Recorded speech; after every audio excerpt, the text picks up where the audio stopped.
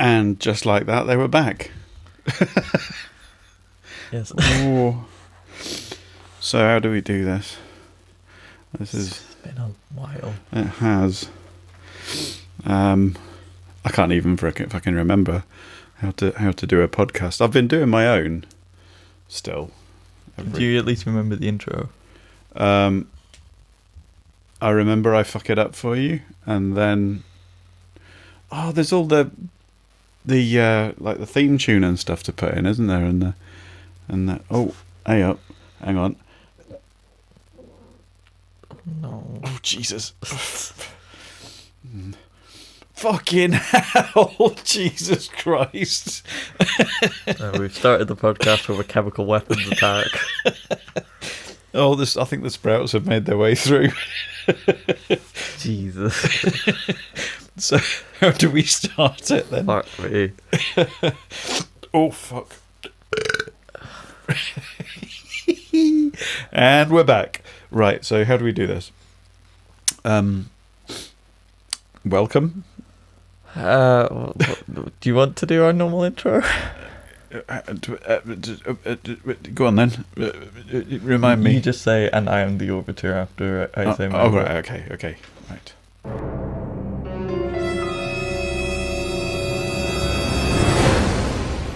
Hello Internet, I am Firebolt. And I am the Orbiter. And welcome back to our podcast, which has been on break since... We've still got over 100 YouTube followers. Yeah, well, that's because no one bothers to unsubscribe. Nobody unsubscribes, yeah. Oh, fucking hell. It's been a busy year, hasn't it, all round? What are you drinking? Same as you. I've got a Irish coffee, kind of, with like coffee syrup in it as well. Got various things lined up here. I've got a Irish coffee with a bit of the old Jack Daniels in it. I also have, for some point later in the podcast, I got for Christmas some premium whiskey stones, which I've never used before. I'm not sure what my preference will be about chilled whiskey, because I do like the warmth of it, but normally ice cubes are a bit of a no-no because they start melting and dilute the flavour. But these are stones that you put in the freezer, so I shall try them out and see what happens with them. And we also have a few cans of Spunk IPA, I believe. Spunk? Yeah. Oh, I see. So, what are we doing? Well, I think... First of all, how long's it been? I have no fucking clue. Well, right, so for the reasons why... let's explain ourselves. Recorded anything for like the last most of a year. I mean, we did try and sort of start back up again after having a little bit of a break, but you left home, didn't you? Well, yeah, there was that, and round about the start of 2022, I got COVID, like many people have. Oh, yeah. And it fucked up my mental health very badly. I've had it either twice or three times, I'm not sure. But I've only had it once to my knowledge. Pardon me. It basically knocked me for six for about 24 hours. Yeah, I was... I'm thinking of the jabs now. I was out for like a couple of weeks. Not just like in isolation, but like barely able to leave my bed. Yeah. That must have been a while ago. Was that? Yeah, but mental health's a funny thing, and it's fucking hot in here. Sorry. Part of that was that I just did not have energy to clean my desk in my old flat. I'm now in a new flat, and I don't have a desk anymore. So to be fair, I'd have to find somewhere new to record it if we were doing it over video. I mean, I wouldn't take full responsibility yourself for the demise of our previous incarnation, because I was busy as fuck anyway. Yeah. We were both unifying, weren't we? Universityfying. So, what's the gossip? What's the news? What's happened since then? Well, oh Jesus Christ! Oh, 2022's happened, hasn't it? Yeah. 3 prime ministers this year. Oh yeah, I didn't necessarily mean news. That's all bullshit. I watch the news a lot less than I used, or I get pissed off by it a lot less because it's just like it's in the background. You expect it to be shite. Now, because things seem to have settled down into a slow death march of the Conservative Party, politics is pretty hopeless right now. Yeah, because there's not going to be an election until 2024 at the latest. Well, that depends. We've had a dead queen. Oh yeah, who cares about that? Yeah, okay. Fair enough. What else? There's nothing. It's all just all the same old bullshit, isn't it? Like you say, it's a slow death march of the Tories at the moment. But I feel like the UK, more than any other point in my life, is at like the point of breaking. Like it's difficult. It's about to die, I think. See, it's difficult to tell. It's difficult to compare the current sort of how the political climate feels with the past because everything's different. Like with social media and the. Well, I imagine it felt, at least with all the strike action and economic worries, are quite similar to Thatcher in some ways. Well, yeah, and I don't know how much you remember of that. I remember it going on the news, but again, it was something that if you weren't specifically interested in it, it was easy for that to become just background noise. See, back then, we're talking 80s, I was sort of, to be honest with you, up until I moved up here, really, until I was almost 30, I was very disinterested, really. I was kind of caught up in my own kind of issues anyway, but back then it was, I mean, the 80s were just kind of depressing, miners' strikes, and it does feel worse now, but I don't really remember. The 70s were pretty bad for strikes, apparently, and I don't really remember that far back. They go on about, because this was always the thing with people trying to make out that like Jeremy Corbyn would take us back to the 70s or something. Meanwhile, the Tories were actively pursuing the hardest Brexit possible to actually take us back to the 70s. Yeah. In which they go on about this winter of discontent. It's been a year of strikes almost. Yeah, with no movement from the government, with pretty much every public sector job. It's strange because it's become the norm now, isn't it? It's like every day on the news there's like a calendar update of who's on strike for the rest of the month, and there's always someone on strike. Whether or not we'll get to the point where there's a coordinated general strike, that hasn't happened since the 1920s, but wow. Similar conditions, really, and similar political trend, I would say. Yeah. Which is quite concerning if you know what happens next. Yes, that is indeed. Although I'm not sure. Yeah, I mean, it's all kind of a bit of a mess, isn't it, with all the different issues coming left, right and centre. I mean, you've got the increasing migration problems, which are due to all sorts of different things. I mean, you say that, but as far as I'm aware, that the issue with migration is just fear of migration, which I don't mean I'm not I don't mean our nation's specific issue. I just mean the fact that migration is quite expectedly on the increase and is only going to get more of an issue because of all the different factors that are the pressures that are kind of building on all sides. It's like climate, wars,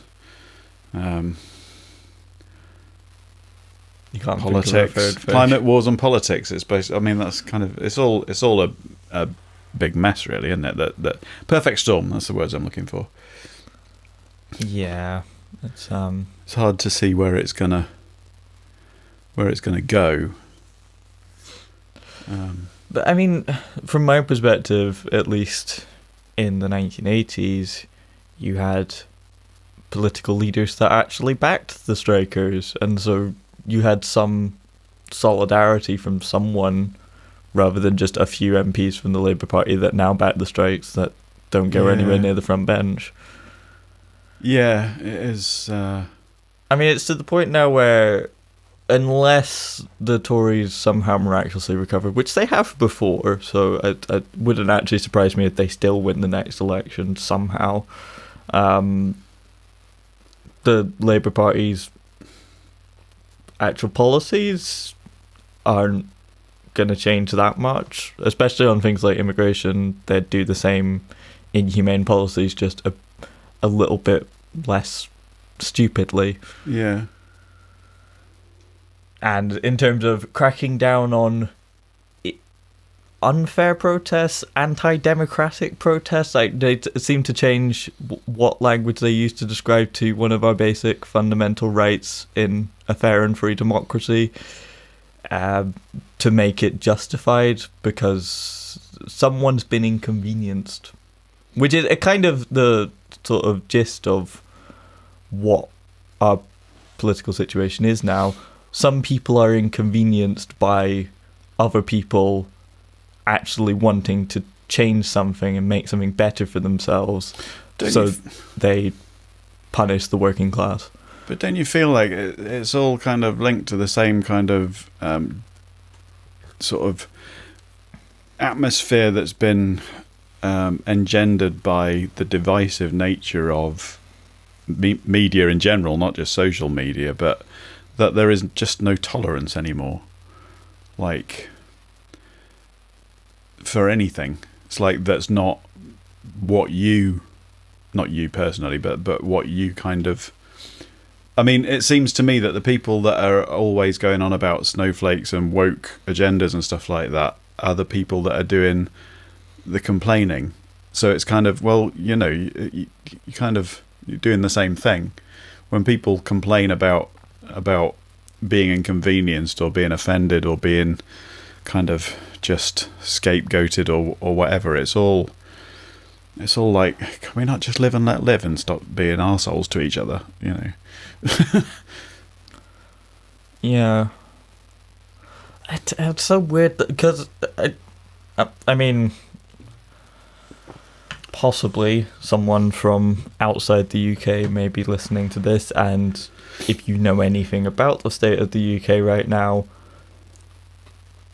are kind of just looking on amused at, I mean, it's not the same everywhere, in Europe at least. Other countries have dealt much better with COVID, have dealt much better with the cost of living crisis, which, you know, things like simply regulating energy companies, or already having nationalised energy companies. That brings us to what I was going to just mention, that I was quite surprised to see in a news item about this price cap on oil exports and oil-related exports from Russia, that Putin's basically saying that from February he's putting a ban on oil exports to the countries that have imposed this price cap.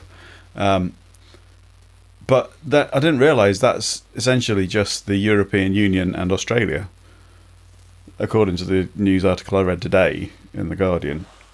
Yeah. And it's like, would it not make sense if just fucking everybody did it?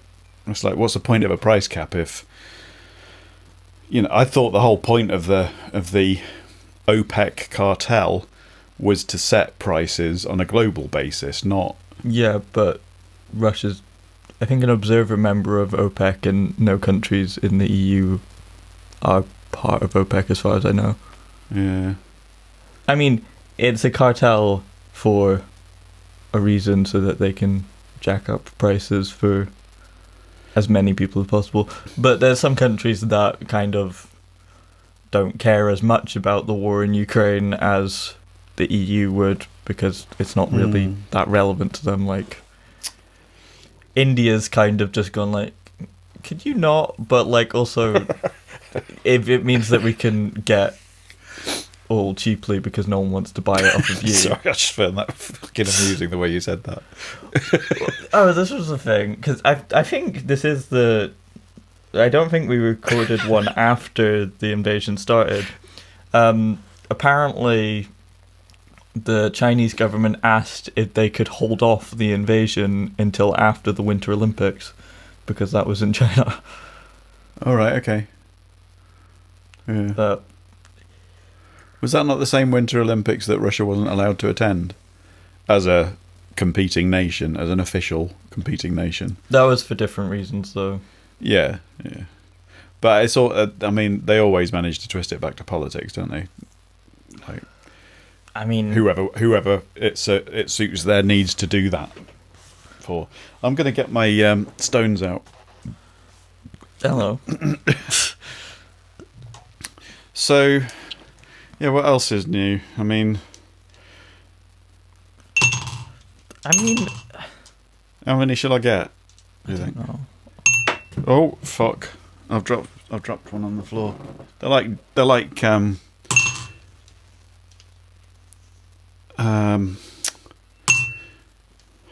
do you call it? Fucking useless dice. Right, sorry. I've lost my whiskey now. Ah, here we go. Where were we?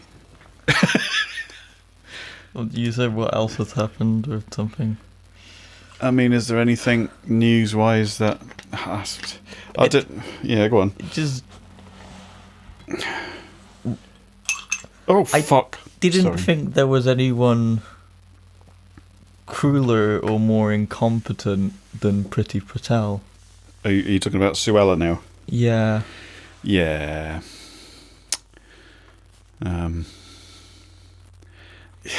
It's difficult to kind of see where they're coming from when they actually act like a spitting image caricature of themselves. It's like back when spitting image was on in the 80s, it used to be brilliant satire, but now it's actually...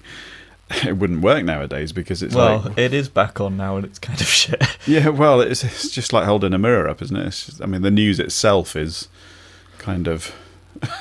Well, because I think they got the same writers and they didn't really change, but... JD. Not the best. I mean, it's blended, but, you know, I mean, it could be worse. So, so what else is going on? Oh yeah, the NHS is collapsing. Yes. It's weird being involved in the whole teachers situation. If you didn't know out there, if you haven't been listening to my podcast, then you should have been. Where the fuck have you been? There's only 9 listeners, I think. I haven't been listening either. Yeah, but you know what's been happening in my life to a certain extent. That I am now in a Who are you again? almost full-time classroom teaching post. They're letting me into a school environment. Woe betide those who doth oppose. Don't know what that means. What was I beginning to say? Oh yeah, it's strange being in a profession that is striking and being in a union that is striking, and actually striking against a different government, really, because the teachers' salaries in Scotland are set by a different organisation from those in England. So, Yeah. I mean, it's a Scottish union up here, but first time they've striked. That is the thing as well. I don't know if it's a lot ever, of things but... are different in Scotland because they're different unions, because they're employed by different people. I mean, there's things like ScotRail, I think, is now run by the government after, I think... One thing I would that failed to draw attention to, which I hadn't realised actually until I became one, is that, and I'm sure it's the same across different professions, but certainly teachers, when they go on strike, do not get paid for the days that they go on strike. So that was something I didn't realise. So it's like, if you're striking because of your pay situation and losing money because of that stand that you're taking, then you must believe in it quite strongly, And when you think 95% of the EIS up here voted for strike action, that's pretty strong.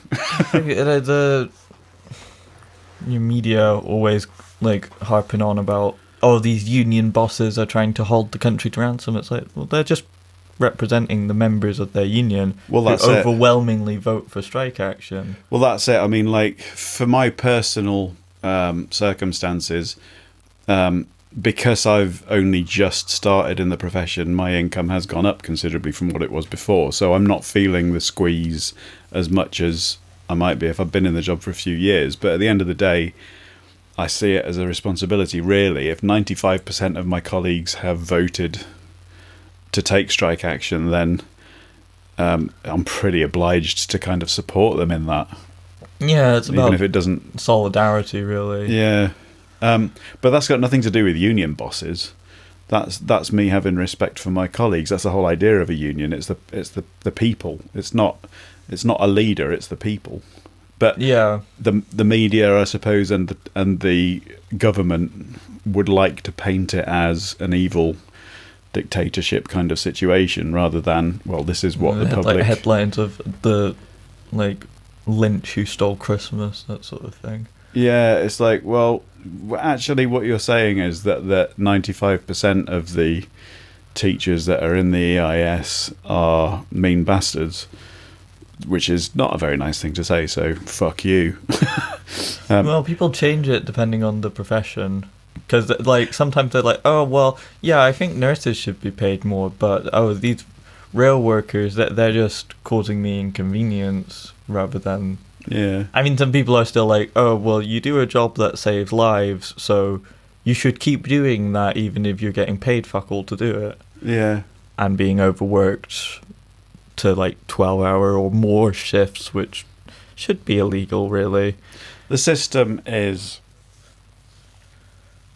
crap, to be honest. I mean, this idea that rising pay in line with inflation is going to perpetuate inflation proves that it's broken, because it's like, well, so you're saying that the only way to keep the system working is to pay people less and less every year. It's like... But that's the thing, though. It's not that's not gonna fly long term. There's not enough money about. A lot of these companies are still making. I mean, for just all going the to rail the top, companies, they still make record profits. Yeah. Because they jack up ticket prices. Yeah. Don't keep up wages with inflation. How about we take and reduce maintenance, which makes it actually unsafe to run, which is kind of the main issue that they're having. It's not necessarily even about pay, it's about laying staff off, it's about harsher conditions that make it unsafe. How about we stop allowing the richest people in society to take from the poorest and continue doing so? Because I mean, they must know that that's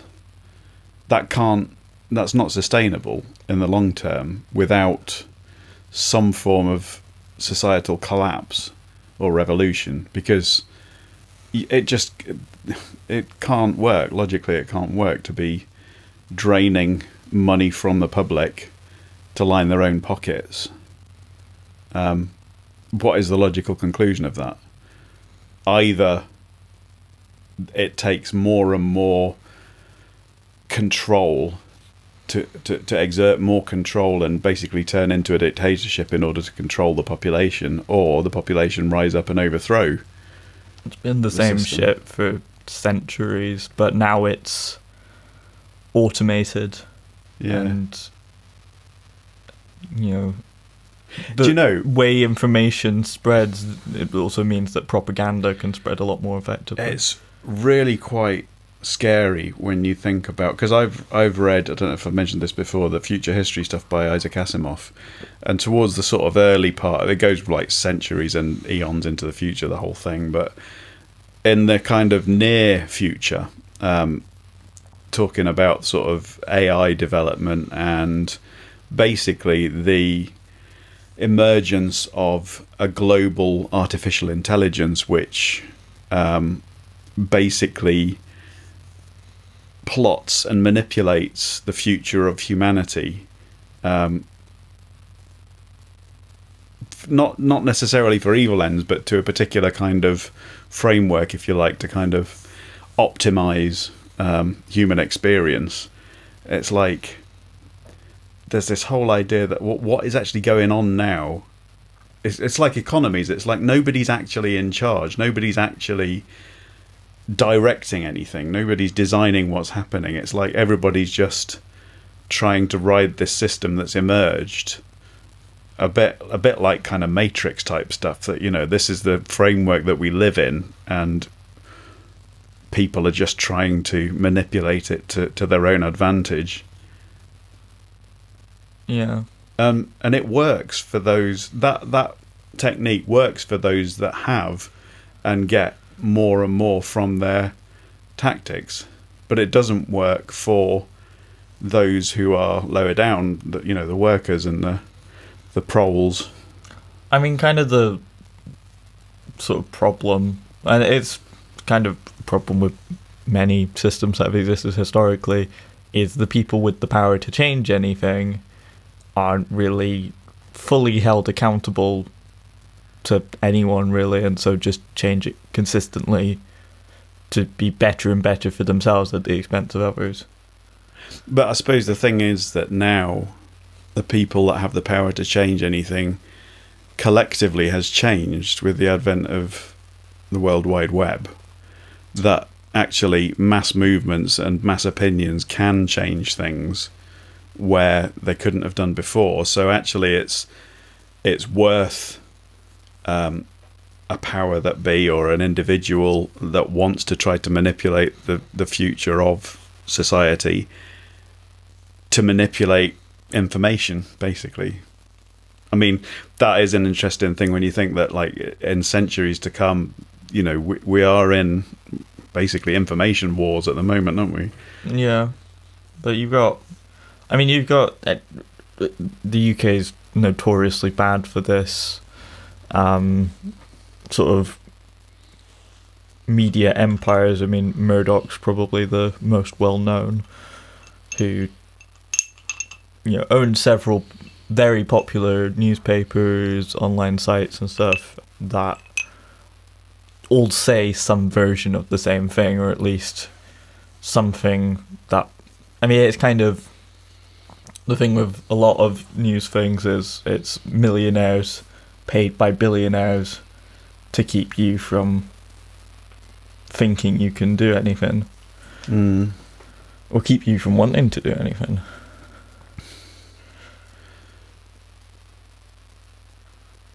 Yeah. And it sort of feels like it's reaching a limit where, you know, people are just going to be pushed to...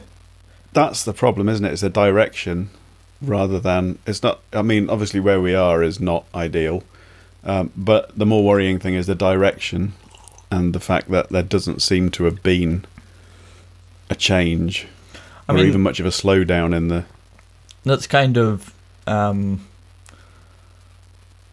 reason for this last decade in British politics, is people wanting a change and not really being sure where to direct their anger, and all the media things that they can look at go, oh, it's immigrants' fault. It's the EU's fault. It's someone else's fault, not our fault. Don't worry about us. We're on your side. I don't think it's all the media, though. I mean, in one way or another. It's difficult to pick it apart, though, isn't it? Because even the more sort of progressive things still are, to a limit. It's only where it still is, okay, right, but we're still going to keep most things the same. You're just going to be a bit better off. I know. I mean, we do a lot of talking about politics and stuff, and shall we maybe? Have we? I don't know that we can change or do anything in sitting here talking. Shall we introduce the subject of today's podcast? Sure. I thought it fitting to make the subject absence. Okay. And why would that be, Firebolt? Well, we've obviously been absent, and that was the main reason, but also the sort of experience of the pandemic and coming back to things not quite the way that they were before, and they probably never will be that way again, is sort of, it feels like we've all lost something. Do you think there's an absence of hope?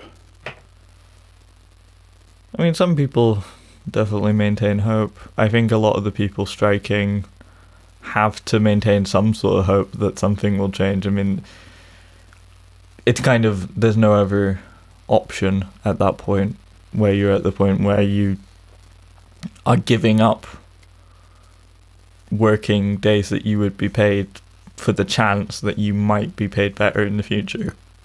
Do you know, I don't know what I would do or how I would feel if I didn't do the things that I do, because I was thinking about that absence of hope thing, and like, I still get a lot of fulfillment from listening to music, seeing music performed, performing music and teaching and stuff like that.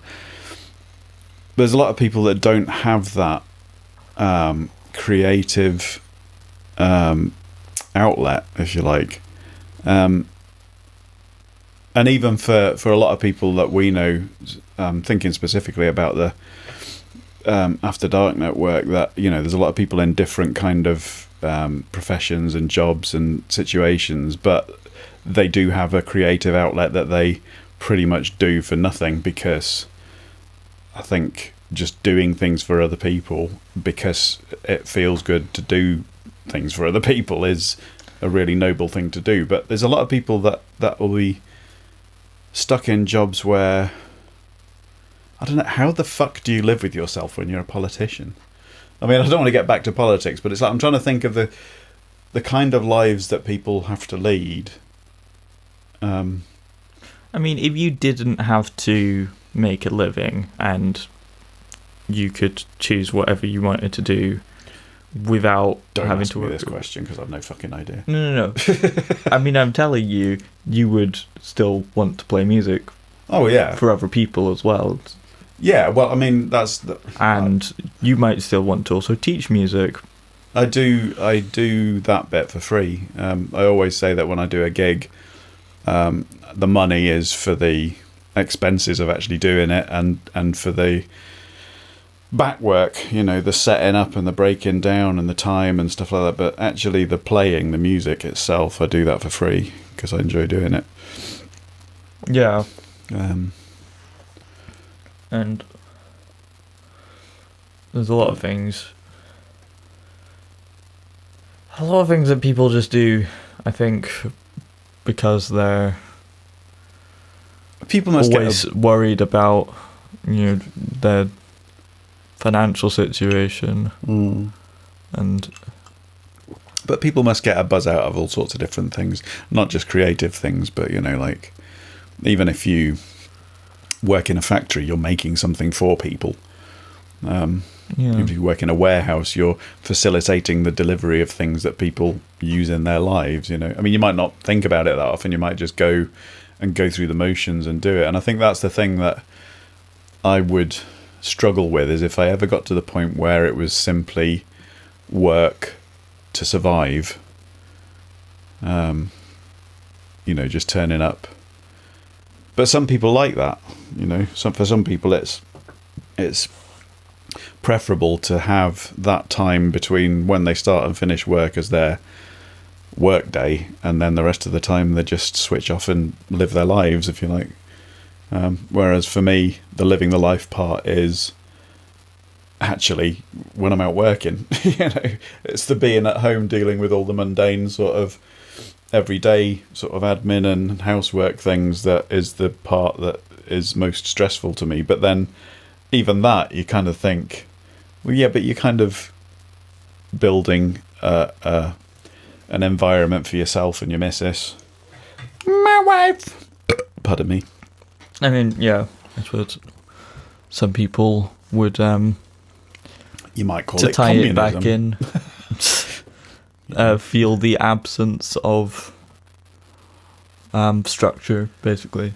Yeah, I like the odd day or two, although it takes me a while to readjust to it. There's been a few times here and there recently where I've had to be satisfied with my own company, and I can do it for small periods of time. And I suppose I'd get used to it if it was over a longer period of time, but I don't know. I feel like we're drifting away from absence, though. Yeah, well, we always do that. We talk Yeah. bollocks, we do on random tangents that have... I mean, I picked this not really because I have many ideas of what to talk about, but because it's sort of a jumping off point based on what's relevant. Oh, also, something I didn't mention. So we are actually recording this shortly after Christmas. The day after the sort of anniversary of our first video on our YouTube channel. What was our first video? Years. It was WWE 2K17. Oh yeah, that one. Yeah, We didn't Yeah. even have like our Firebolt and the Orbiter thing, so just introduced myself with my dead name. I always feel a bit weird when they read out the Patreon list on the After Dark thing, and we're down as Breaking Dad because that's our Patreon account. I always think, should I change it? But no, because I mean, I don't know whether or not this will always be a thing, but I think regardless of what we're doing, we're probably going to get together to do an episode at least once a year, I would think. Yeah. It's a bit sad, isn't it? But I mean, it's kind of been a sort of weird thing because we started when I was like, what, 14? yeah. And I mean, I think we've both changed a lot in that time. But I'm now in third year of university, which is when What the fuck are you going to do when you've graduated? probably do another degree, like a PhD, hopefully. Yeah.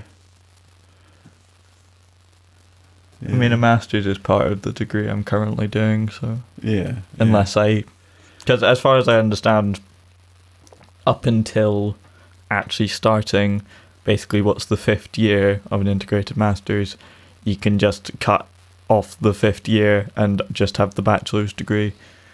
Right. Okay. Yeah, as things stand, I'm actually down to do a master's from September next year in Sonic Arts, but the way things are going, I'm not gonna be doing that. I'm just gonna be working. Like, I'm really enjoying teaching. Actually, I've landed on my feet with the job I've got. Yeah. But that's a fucking relief, because the whole idea was for some financial security, but it also it's nice to enjoy what you're doing. I was actually really worried when I did my first placement because I really struggled on that, but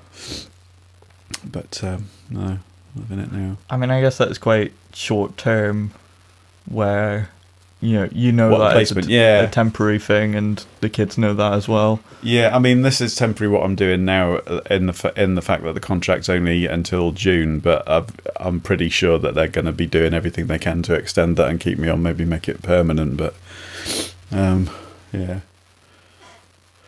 But anyway, I do remember, and it was when I was sort of auditioning to do a music degree at yes, university, that you'd kind of gone like, hold on, I can get funding to do like the last 2 years. Well, it wasn't just that. It was the fact that I was sat there literally, I remember being sat in that cafe waiting for you coming out of your audition, racking my brains and thinking, how the fucking hell are we going to survive? Because we'd lost about 11,500 a year of income because of DWP being cunts, basically. Yeah. Well, as soon as you turn 17, you apparently don't need supporting anymore with autism. Yeah, well, because autism's a thing that you don't...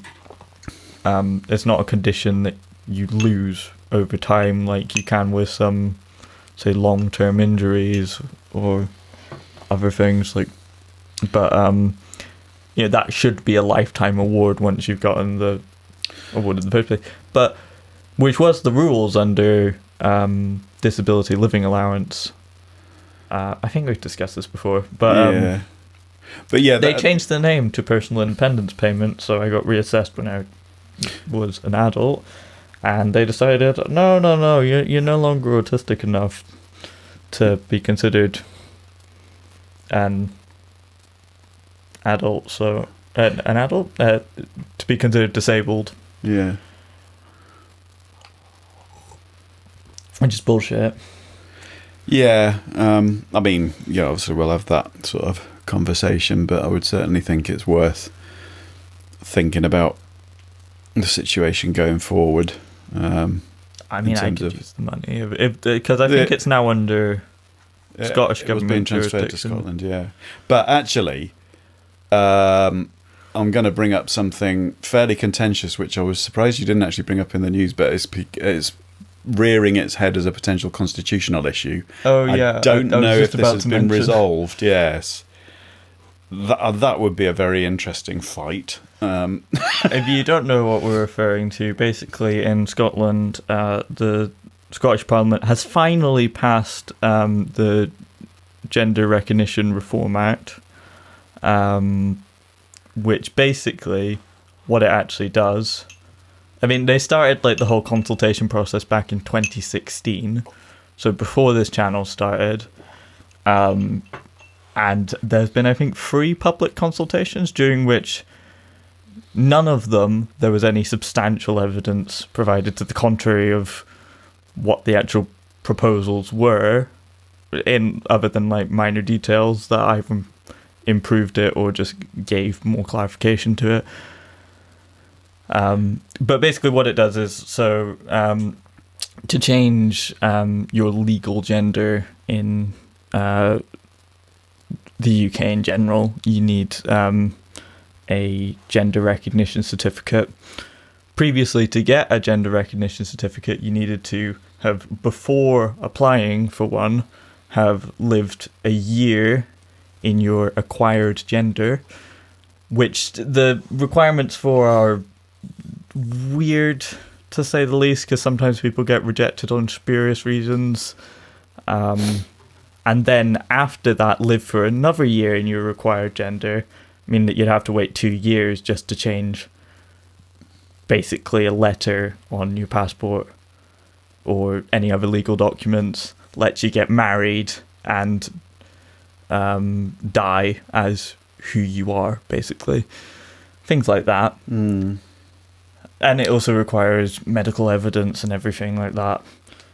What the Scottish government have done effectively, which is the case in many countries, Spain also just passed this, and there was far less kerfuffle about it, if you like. Which is weird when you think how progressive they have been up until recently, or not been.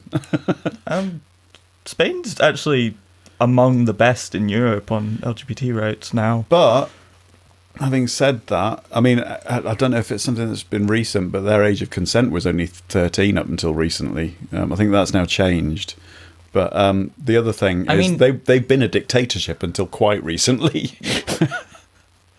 Until relatively 70s. Recently. Yeah. But I mean, that's also a thing with Portugal. I don't know if it's... I think it might be a similar thing with Spain, in that recently having had, albeit I think both were peaceful revolutions, it means they have a lot of sort of left-wing sort of history fairly recently.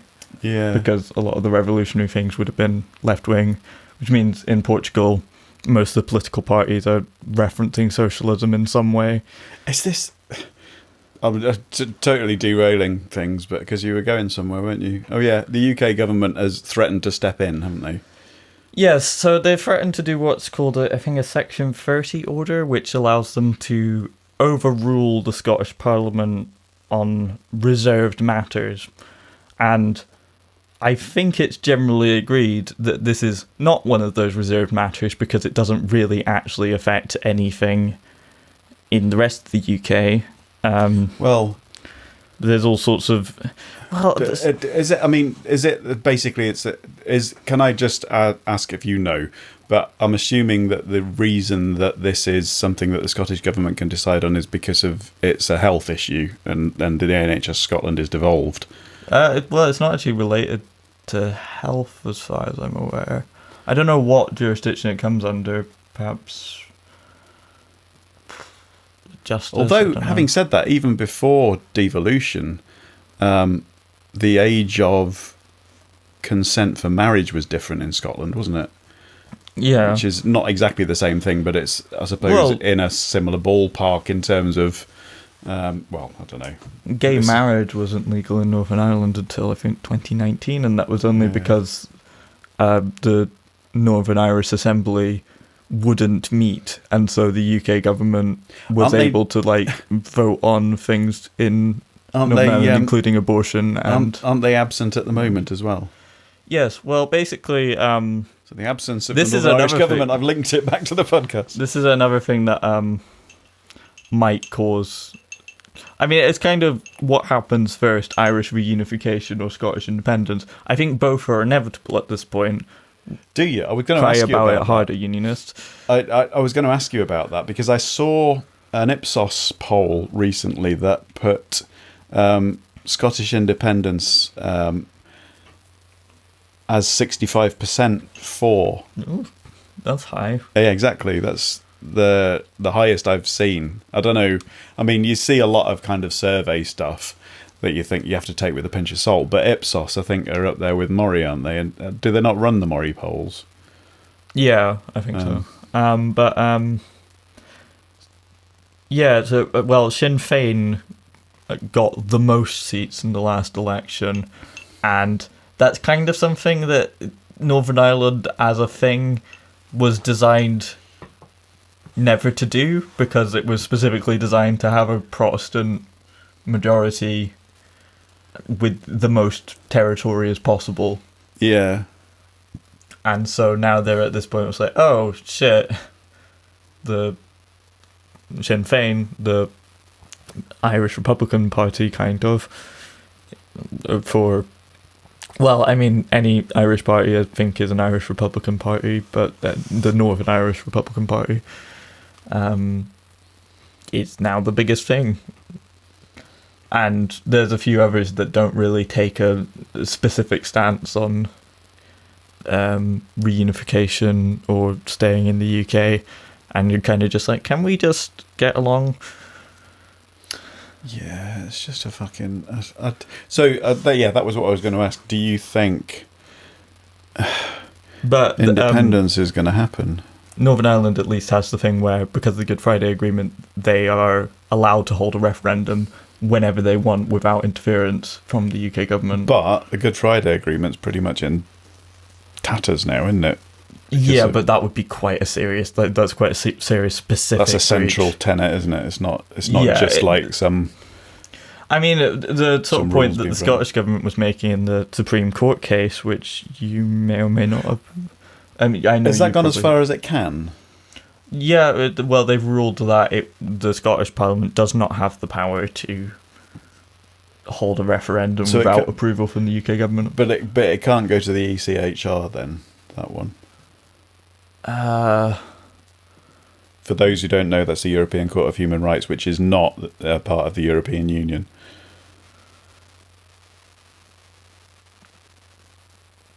Not sure. I don't think so. I mean, it would be a very tricky one to rule on, wouldn't it, really? If you were a judge at the ECHR. I mean, it would apply for much more things around Europe, like Catalonia or Kosovo or Transnistria, perhaps, or any breakaway things from Russia, or It is things. strange. I mean, I find myself being pro-independence in a situation where actually it in some ways goes against my general tendency towards globalization and a one nation Earth, if you like. But at the same time, I kind of justify that by saying that actually being a potential member of the European Union is a bigger globalistic move than being a member of the United Kingdom now. I mean, it's, in my eyes, getting off of a sinking ship. Yeah. Because the way the UK government's headed, either Tories or Labour is unsustainable for the future. It's a thing that a lot of trans people have, is like, and I think now a lot of other people have. I know a lot of doctors are planning on leaving the UK, perhaps to go to New Zealand, which would also be idyllic for me, although very far away. But Ireland's a place that I might think of moving into if I needed to. Yeah.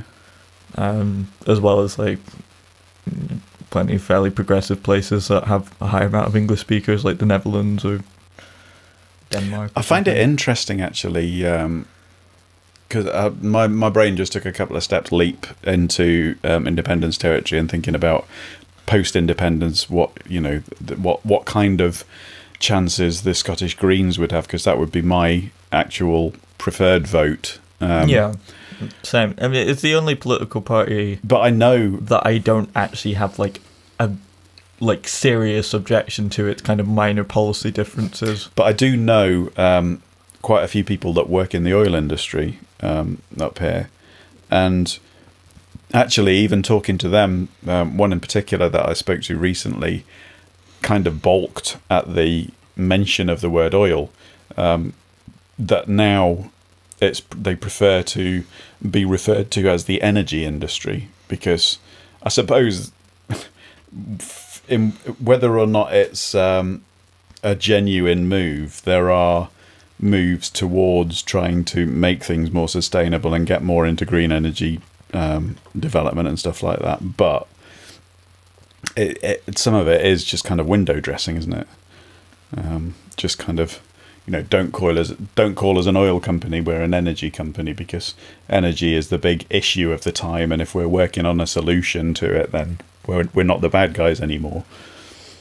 Well, I mean, the thing is sort of the Green New Deal idea, which is to ensure from government, not from corporate things that try and whitewash what they're doing and go like, oh, we're investing in renewable energy, ignore all the stuff that we're still doing oil wise and that. But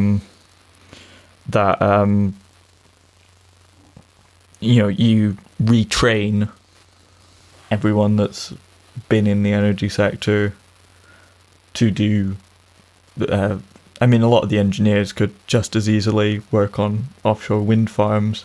Yeah. Which Scotland is great for wind energy. Yeah. Solar as well, not as much, because it's a fucking miserable grey place, but... Well, in the summer, it's actually a lot more light up here for longer hours. But. That's true. But also Scotland's sort of become something of a leader in renewable energy technology. I think it was up in actually either Shetland or Orkney. I watched a video on the pioneering things to basically, because a lot of the issues with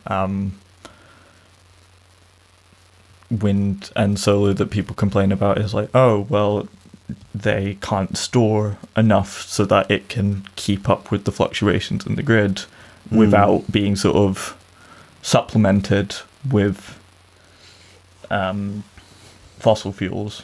Yeah, or there's the issue of environmental damage caused by the technology to store energy, isn't there? Is it lithium in battery storage? Yeah, which they're sort of pioneering, I think, sort of the hydrogen gas storage, which Right. also, I mean, they've started to do it, not quite as fully as they should, as sort of like hybrid hydrogen gas buses up here, Yeah. which at least slightly improves that. And I mean, a lot of what the Greens would also do, which I'm sure you'd also agree with, is improving public transport Yeah. as like a central thing. But, yeah, I mean, definitely. But it's like, up here, I would prefer when I have the option to take the train to school, because not just because of the environmental impact of me driving there, but also it means I can relax and do a bit of work on the train or have a snooze or whatever. But it's actually more expensive than driving. Yep. It's expensive, And it's too irregular and not well not connected reliable enough. Even when there aren't strikes, it's not reliable enough. I mean, that was an issue I had, because for like a couple of months at the start of the sort of winter term for this year of university, I was back here because I didn't have a flat yet and having to take the train in for morning classes, sometimes getting up at 6 a.m, which I'm not built for, getting back at about 9 sometimes, and just being fucking exhausted. Yeah, I mean, Because you have to just wait around for trains, especially getting back. I mean, the ones that go, because we're kind of one stop over from where the more regular service goes to Inverary. yeah, from Aberdeen, yeah. I mean, you know, to be honest, most of the time I would probably rather pay the extra and take the train, even though it is slightly more expensive. But it is that reliability thing, and it's like it would mean getting up at like 5:30, 5:45 instead of 6 o'clock every morning. But as I say, I would then not have to drive 2 hours a day there and back. But the problem is, if that train that gets me back here and I'd be back home at like 7 in the evening, if that gets cancelled, which happens relatively frequently, you know, I'm not then I haven't even looked what the next train is, but I'm probably not back home till about 9, 10 o'clock, something like that. And it's like, you know, when it's different if you live in a city, or if you live in a built up environment where you've got a train at least, or a bus at least every, don't know, 15 to 20 minutes, something like that. It's different if one doesn't come along. In Aberdeen itself, it's also an issue. The buses are famously unreliable. Okay. And also things like increasing ticket prices and although you get free buses, or you should get free buses, but if I you have to apply for it. Remember to apply for it, because one of the benefits of being in Scotland. Yeah, for under 22s, and I think disabled people and over 65s probably. Yeah. Free bus travel. But you see a lot of these things like free prescriptions as well, and free tuition fees for students. Yeah. Even those, I mean, they are the sorts of things that were the norm back in the early 80s, late 70s, early 80s. I mean, they're almost things that I take for granted. Actually, they were more generous back then, because you used to get a student grant as well, not a loan. You had a grant which provided for your living costs. Was that in England as well? Yeah, when I went to music college, in fact, I was the first year where they started phasing it out. So basically, they froze the existing grant, from the year before, and then it gradually brought that down and replaced it with a loan. My year at music college was the first year that you could get any student loan at all, and it was just like I don't know, about 300 or 400 quid, something like that. But you'd got your tuition was paid for, and you got, I think I got just a bit more than £1,000 a term for living costs, which wasn't much when you consider that the season ticket for the underground was I think 250 quid, and then you have to find your rent and food and everything else on top of that. Oh, I mean, they're a lot less than they are now. Those amounts are kind of... Rents have fucking skyrocketed. Yeah. I mean, house prices as well, for actually owning your own home, which is something that's unimaginable for, unless you come from an extremely wealthy background, someone my age. Yeah. It's So, how do we get back onto absence? Oh, well, I was going to mention, because we'd mentioned about doing the admin for applying for free bus travel, which I keep putting off, because I think I have ADHD, probably, and the Pardon me. funny thing about that is I also forgot to, well, I did send in the forms which they require to assess it, but in the wrong format, and forgot to follow up on it months ago now. Which I feel like should be the test, really. Do you complete this either straight away or months later? Just out of interest, have you approached anyone at uni or any department at uni about help with getting a diagnosis for that, or is it all just done through the GP? I think it's a bit different from, like, I know when you're at school, as a teacher, we get asked. They do a thing called a trawl for information. They send a sheet round to the teachers of a specific pupil, and you take certain aspects or whatever, or put comments on it, which are basically just gathering information about that pupil. But it's like a multi-agency approach where, if social services are involved or medical, anyone who's involved in a potential diagnosis collates the information. But obviously, once you're an adult, it's probably more just left up to you to coordinate, is it? Yeah, which is a bit of a fuck for when you easily forget to. I have so many things that's like various appointments that I've missed at some point or another, and meant to go, oh, sorry, I missed this, can we schedule like another time, and haven't got back to them yet. Yeah. But that's the sort of thing that, as I say, if you need help with that sort of thing, then it helps if you've got some funding in place to kind of at least justify to yourself that there's a recognition that you need help. You know what I mean? Sometimes it's a case of being a bit hesitant to ask. I don't know about you, but I think everybody suffers from it a bit, that if somebody has a health condition of any kind, whether it's permanent or not, just asking for help when you need it especially if there's a mental aspect to it. People find it really difficult to ask for help. I mean, it's kind of the thing with having a disability, and, well, knowing that I am in many ways dependent on other people. Other disabled people aren't necessarily, but I know I am, at least for the moment. I might be able to manage, to survive on my own, but it wouldn't be healthfully, and I'm not really sure that I could, to be honest.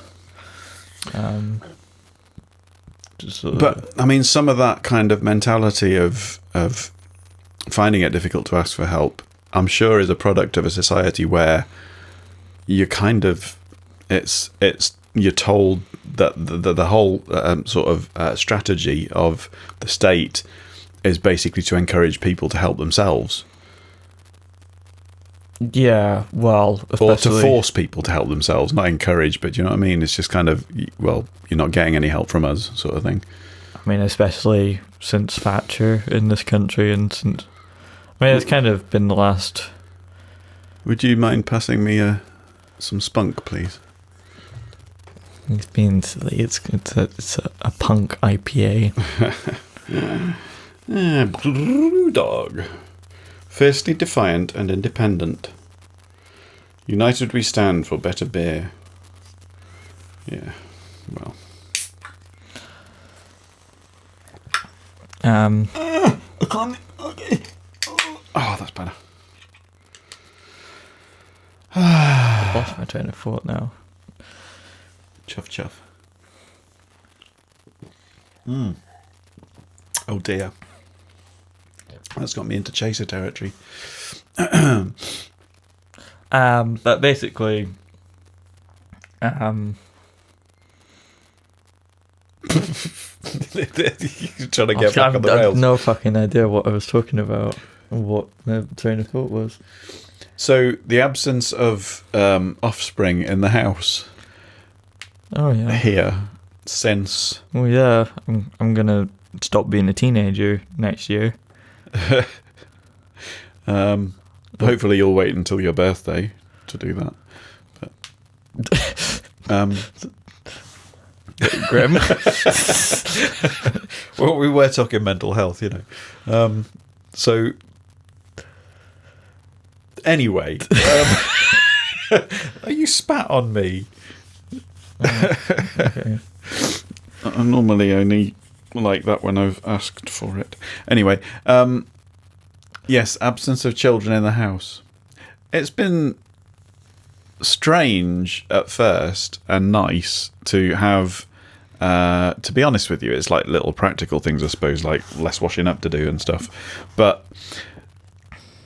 I suppose what I'm finding quite interesting now is that it's nice to feel needed a little bit still in your kids' lives when they've moved out, because I suppose a lot of parents might get to the point where the kids move out and then they just do their own thing and hardly hear from them. But actually you and Nienna are really quite...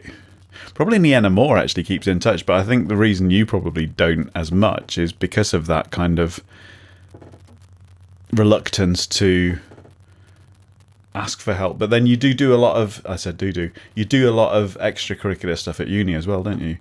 Yeah. And you probably... Did you say you have quite an active social life?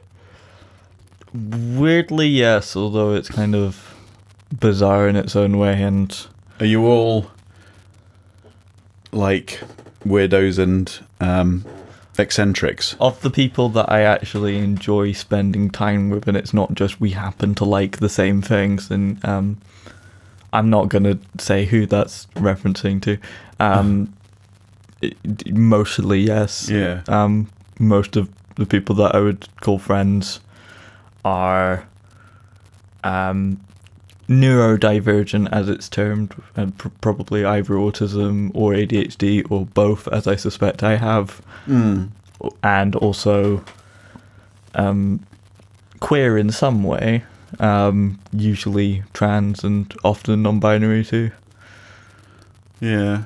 Which it just kind of easier to make friends with people when you're not worried about, are they gonna say something that means that like I'm just kind of uncomfortable being with them right now.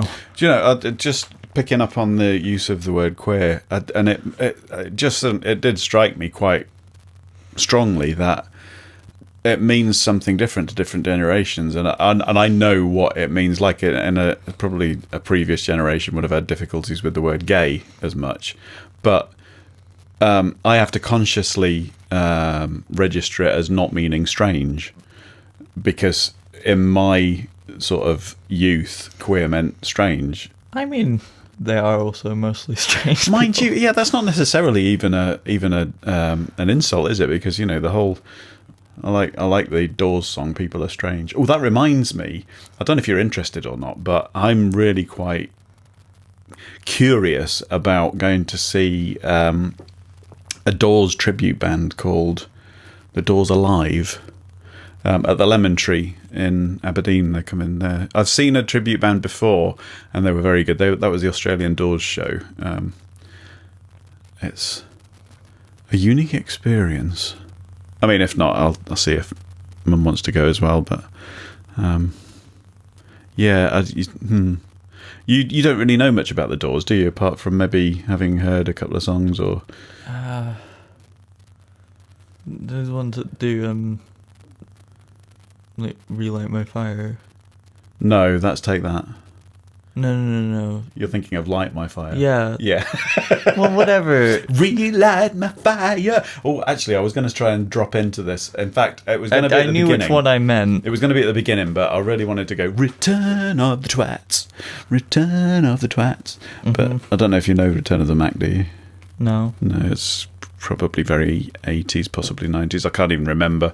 Everything kind of blurs into one from the... I think the 80s and the 90s... Well, they're very different. Do you know, the 90s were... What?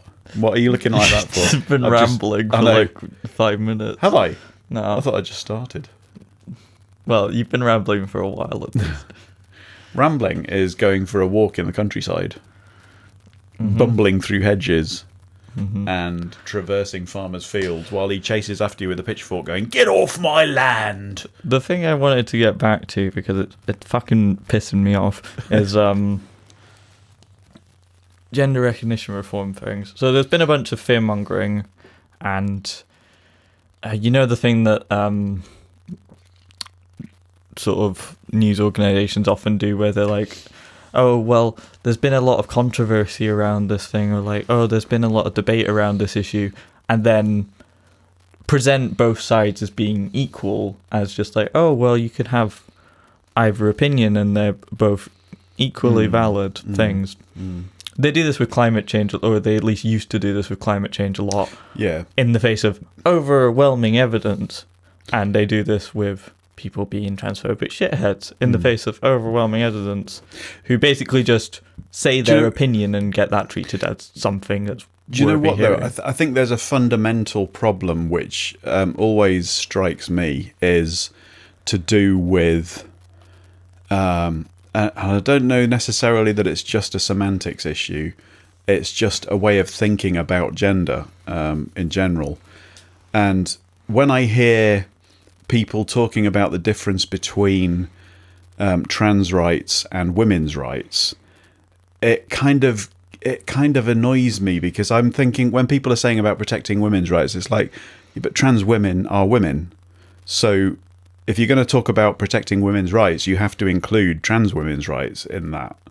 Yeah, well, of course, they don't believe that. No, but that doesn't make it not true. No. Like, climate deniers don't believe... and flat earthers don't believe certain things that we know are true, even from a scientific perspective. In that case, if you're just talking about cis women's rights, cis meaning essentially not trans, although there's a bit more nuance to it. Well, it's at least if they acknowledge that, if they put that word in, cis, if they acknowledged... Oh, they don't like that word. They think it's a slur. Somehow. Well, yeah, because it reveals the fact that they're being prejudiced. It's the thing, I don't know how much you would have heard this, especially during the sort of height of the moral panic around gay people in the 80s, is sort of, oh, I'm not straight, I'm not heterosexual, I'm just normal. Yeah, that's an insult to anyone. Which they have the same thing as like, oh, well... I mean, who wants to be normal anyway? But yeah, besides that, it's... cis, I'm not trans, I'm just a normal person. It's like, well, okay. But that's not useful to anyone. No. And also, it's not true. I don't see... The other thing, I suppose, when I'm thinking about it, I'm not too comfortable with, is the use of the word straight now, because you don't tend to use the word bent anymore. And straight is almost like... implying that there is a bent, if you like. It's not seen as a positive term now, is it, that bent? because I mean, they use it for like sort of bent coppers and stuff like that. It's like it's a derogatory term. It's a bit like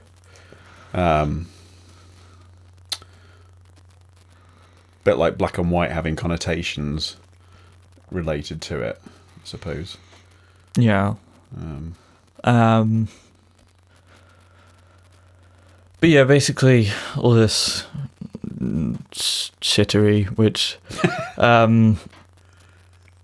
well, they go on about all sorts of things that are just like complete hypotheticals of like, I mean, some of them are like, oh, well, sure, trans women are women, but how do we know that someone is really trans? Because they can just pretend to be. It's like, well, it makes no difference. No, because you would still... I mean, the example they use is like, are they going to go into bathrooms and perv on people? Apart from anything else, that's still illegal. Who the fuck needs to produce ID to go into the toilet anyway? No. they have the ridiculous situation where it's like, well, you don't need that to go into the toilet. You don't need that to go into... I mean, a lot of what's mentioned is domestic abuse centres or things of that nature, which often are reserved just for women.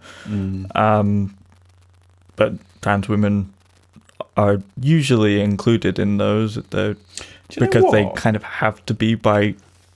I mean, the only people I can see who at the moment benefit from there being segregated toilets is men, because when you go to a gig, the through flow at the toilets is so much quicker. There's always a queue outside the ladies, and even if there is a queue outside the gents, it goes a lot quicker because they basically get their cocks out in front of each other and piss against a wall. I mean, I do not for the life of me understand why you can't just have single stalls for everyone, like, well, you do in some places. With disabled toilets. You do in some places. There are places that are doing that now, and there's more and more of them. It's not an issue. It's like, but I mean, actually, one of the schools that I taught at had all of the toilets were neutral, and they weren't even. I mean, it's not an issue because you remove the obstacles that people might think are in their way to cause the problems that they're talking about. Because in a non-gendered toilet situation, you don't actually need to have an entrance to the toilet area that has a screen so you can't see in. You can basically have an opening in a corridor, which is what happens, where there's a line of sinks that are open to the corridor, and each cubicle is just off the main area, if you like. There's no need to... It's actually a lot safer because nobody can get away with anything. There's no outside door to the toilets as a whole, if you like. Yeah. It's just like... It's a lot of... The only other thing that you may... having a gender recognition certificate might actually, because it's your legal gender, might have an impact on is which prison population you belong to. Which, they go on about, oh, well, you're letting down women in prisons because then any man could just pretend to be a woman and get into a women's prison. But that's always, I mean, it's always the thing with any other thing when they go like, oh, what about this? They don't actually care about the issues there of rape in prisons, either men's prisons or women's prisons, especially considering a lot of it's perpetrated by guards. Yeah, I'm pretty sure there's a lot of male rape goes on in male prisons. Yeah. Well, I mean, there's a lot of rape that goes on in any prison system. Yeah. I mean, so they have no interest in reforming the system so that people aren't in danger by going to prison. But sexual violence is kind of... not that it's not serious, but it's given a much more serious kind of image than violence of a non-sexual nature. But I know there are lots of different issues involved, but at the end of the day, it's like it's still forcing somebody to do something they don't want to do, that they haven't had given their consent to. And there are a lot of non-sexual situations that applies to as well. There's a whole kind of... It's a difficult one to talk about, isn't it? Because you don't want to be misinterpreted. I mean, I think it's especially traumatic when it's related to that, because it's... You're very vulnerable at that moment. But again, it's sort of the thing of, like, they obviously don't care, really, because they only mention it when it can be used to go, oh, well, this justifies our bigotry somehow, because there's a hypothetical chance that someone could do this, when it's like, well, but if you are actually interested in solving any of those issues, do that. But that you're going to say that trans people are any more a risk is just pure bigotry. But I mean, funnily enough, I don't know if you would have seen this, when the vote was actually sort of concluded and it was announced that it had passed by a supermajority, by the way. I think it was 69% of MSPs voted for it, with MSPs from every party in the Scottish Parliament. That's members of Scottish Parliament, by the way, MSPs. Voting for it. With a majority of MSPs from 4 of the parties in the Scottish Parliament voting for it, and with 100% of the MSPs from 2 parties in the Scottish Parliament voting for it. Also a higher percentage of female MSPs voting for it. All that sort of shit. But in response to that, someone from the Scottish Feminist Network, Elaine Miller, who has, I believe, actually done events around about Aberdeen before, basically flashed the public gallery and the MSPs that could clearly see, did have a merkin on, but was shouting very aggressively about rape towards people who she would have known survived sexual abuse. Yeah. And there were also children present in the public gallery. Okay. And so what happened to her then? Police are investigating, but as far as I can tell, people within that movement haven't distanced themselves at all. In fact, you may be aware of J.K. Rowling sort of... I'm going to bring up a really controversial angle to this now. She's actually, liked things supporting... I'm going to bring up a really controversial angle to this, and please don't think for a minute that this is something that I believe. It's just I just want to bring it into the conversation just to see what you think of it. Would you call that peaceful protest? I mean, it's... Flashing is a form of sexual violence. And especially in that context... No, it's clearly designed to cause harm. Yeah. You could have just shouted everything that she shouted, and it would still be pretty... I didn't actually see about the flashing, but I heard the shouting because I saw it on the news. But I mean, they probably didn't want to show the flashing. Yeah. The news, really. What do you think of why do streakers do what they do, like at cricket matches and stuff like that? I mean, then it's sort of... I mean, it's portrayed as something quite sort of playful and mischievous, isn't it? It's like kind of... But it's not intended with malice. It's kind of... I mean, it was very specifically flashing rather than kind of doing it for fun. Yeah. But... Yes. It's just sort of remarkable. But anyway, yes. So the UK government, because it's filled with people with very close connections to some of these organisations, many of which receive funding from like anti-abortion groups and shit like that. Particularly like Kemi Badenoch, who's the Equalities Minister. Stay out of other people's lives and just get on with it. It's like... So she's gone like, oh, we're looking into the possibility of putting in a Section 30 order. I don't know if they've done that yet. But it would be a major possibility.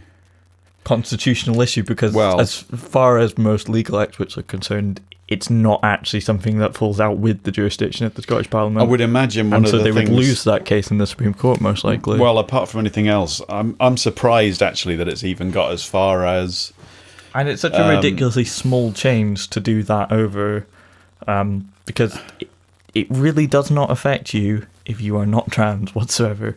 I mean, I still can't really get a gender recognition certificate because I'm non-binary. I'm still not legally recognised. I don't know what the Tory party's angle is, because it would seem obvious that... I mean, I don't know who they're trying to appeal to. Do they actually want Scotland to break away? Because it seems as though challenging the Scottish government on a constitutional issue, causing a constitutional rift, is kind of... It's not going to do them much good when it comes to the independence debate, is it? It's like, who are they trying to appease? Or do they actually just want England to themselves? I don't know at this point. Or are they? I think they're just incompetent and don't realise what they're doing. They're just got part their heads of up the their own point arses. they were trying to make is like, oh, theoretically, someone from England could come up to Scotland, get a gender recognition certificate, which still takes 6 months, by the way, through statutory self-declaration. And then go back down to England, and what's the would problem they with have that to anyway? legally accept that? Practically, people have been doing that with marriage for decades. Yeah. So, what's the issue? I mean, basically, you don't like living next door to somebody who has more respect for human rights because it shows you up, basically. Well, yeah. But I mean, the UK has specifically been condemned by... So it's confusing. So the Council of Europe, which is different from the European Council, the Council of Europe is not an EU thing. It's the body of basically all the countries that are considered to be part of Europe. I think it has 47 members. I think Russia might have been kicked out, but a while back they condemned the status of LGBT rights in a few named countries, including the UK, alongside Russia, Turkey, Hungary and Poland, which is quite worrying considering in parts of Russia there are literally concentration camps for gay people. Yeah, but I see the longer things go on in the UK, the less I'm kind of surprised by how... The UK being included by that, by the way, the delegation from the Labour Party, and I'm assuming the Tories, tried to vote down where it was mostly voted for by other progressive things. That we like to pretend that we've got this free democracy thing going on, but we live in a monarchy under a first past the post political system, which is designed to maintain authority in the hands of an aristocracy, basically. Still, yeah. And the state is still... It's centuries out of date. Yeah, and the state is still officially a religious institution, isn't it? Like, I mean, the head of state is the head of the church, basically. I mean, one of the major issues of trying to work out how exactly Scottish independence might work is the UK doesn't really have a constitution that would normally sort out these messes. It has 4 documents that are uncodified. I think one of which is literally the Magna Carta, which it was made in 1215, I think. Right, okay, so quick history lesson for those who don't know. What was the Magna Carta? Basically, King John... on an island in the Thames called Runnymede. Was... the story goes that he was abusing his authority as king, and so a bunch of nobles got together and were like, can you stop doing that? And I think possibly threatened to go to war, did go to war, to get him to sign the Magna Carta, which would, limit his powers somewhat, and that's kind of... More things happened around later on with Cromwell and the English Civil Is it not War like a and shit kind like of that. an official kind of document of who owns what and who runs what, basically? Yeah, but it's kind of the foundation of British democracy in a weird way, considering it's not a particularly democratic document. But it also forms the basis of the American Constitution and I believe the founding documents of the United Nations. Yeah. I've gone on a hell of a tangent. Well, I don't know what's going on. My brain's just done a bit of a thing.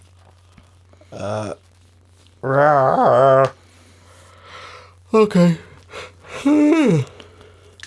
But yeah, with the cost of living crisis and with the strikes, which are causing a lot of issues, but when I say that, I mean that as the fact that the employers plus the government, which is actually stopping a lot of the employers from doing what they'd normally do in this situation, is getting to a point where the country stopped functioning, really.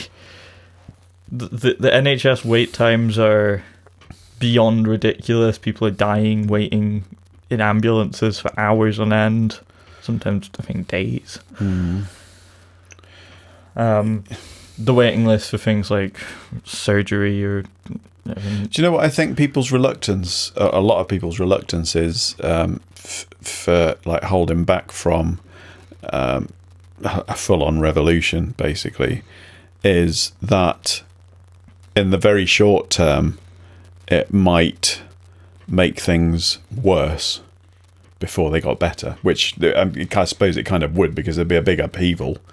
Like, to change something properly would take a big upheaval. But what would be a good outcome of... I mean, I wonder what a general strike would result in. I mean, do you think the country as a population could force a general election sooner than 2024, or do you think the Tories would just dig their heels in and take the country down with them? I mean, they're going... It seems like they're doing that already. More and more authoritarian. They've already effectively banned any form of protest which could be considered disruptive, which basically means any form of protest the government doesn't like, because they don't apply that evenly. Yeah. They've applied it to ridiculously... The problem is, things like people just shouting at, King Charles... Yeah. Or literally holding up blank pieces of paper. Yeah. Which, is a thing that, rightly, Russia and Iran and I believe China as well have been criticised for. Meanwhile, back here, it's sorry. It's a draconian state of affairs, especially when it comes to... I mean, what I'm particularly worried about is the treatment of asylum seekers. Yeah. And generally what that means for the human rights of people as a whole, because, I mean, you might remember a few years back, what's her name? Shamima Begum. Yes. Which was quite a sort of extraordinary case in which so she's, I think, 15 years old when she was basically groomed to go to Syria and join up with ISIS. Mm-hmm. Which I think if you're not,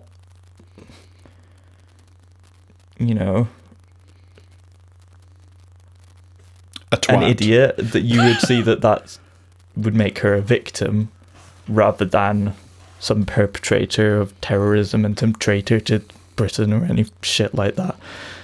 She came to, when she'd left Syria and left ISIS, came to the Netherlands, where I believe her boyfriend or something was. Yeah, I don't have any problem with publicly saying that if you disagree with that appraisal of the situation. I really don't want you listening to us anyway, so fuck off. But carry on. But it is a thing that under international law you cannot be left stateless, which would have in effect happened. I think the Dutch government has probably granted some form of statehood to her now. But she was left stateless, wasn't she? She was left stateless by the British government. She had her citizenship stripped, and that was a sort of precedent which is now used on primarily ethnic minorities who, if they commit even minor crimes, could risk deportation even if they've never lived in the country that they're going to be deported to. Yeah, that happened with the Windrush shit, didn't it, as well? Like, I mean, and that wasn't even for people that had done anything that you could see as wrong. It was just that the paperwork hadn't been processed properly, wasn't it? And yet here we are, like, not more than a few years after that blew up. I mean, you now have the ridiculous situation in which it is the genuine view of the government, and while I think Labour would plan to stop this specific thing, they wouldn't plan to stop the deportations in general.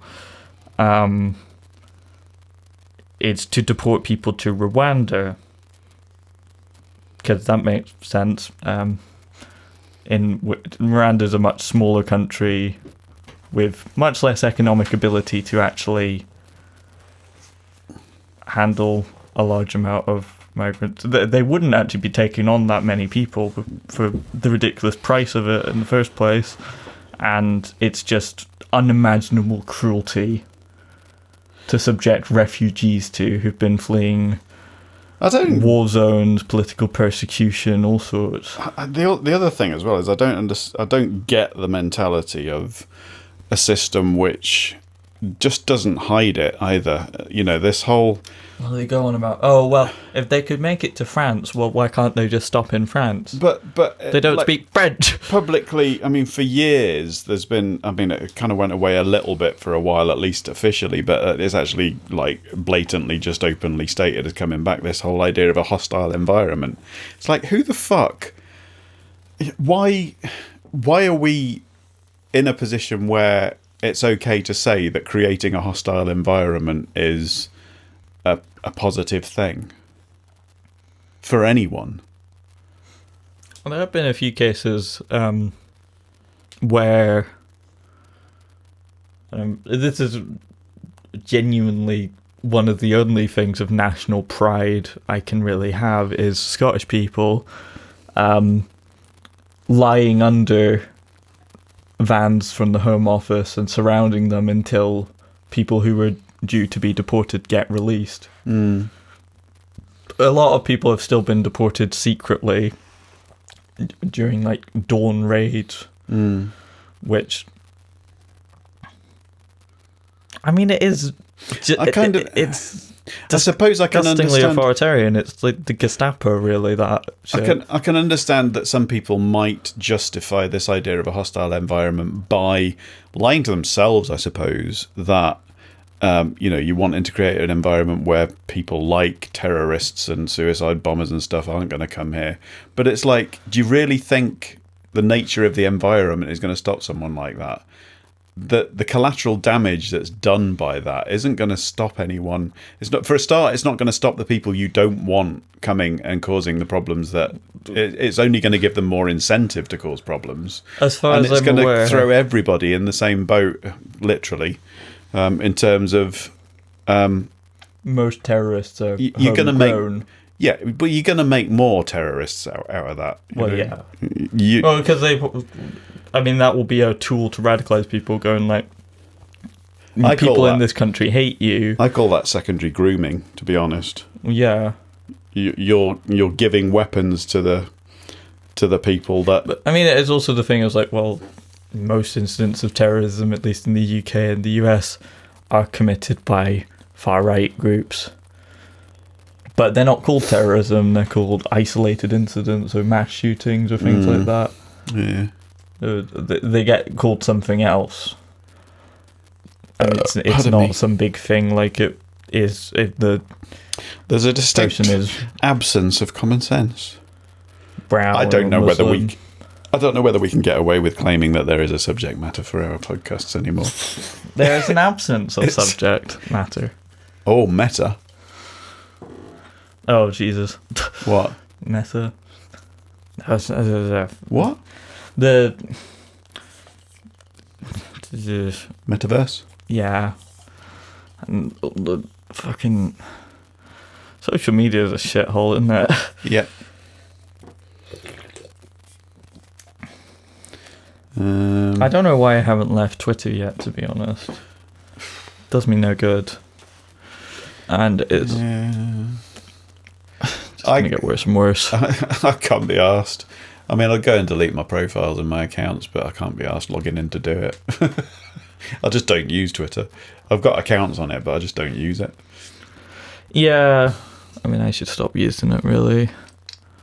But it's just what you've been used to. I mean, I use Facebook way more than I would like to. Yeah. Well, yeah, it gets it's just a generational thing.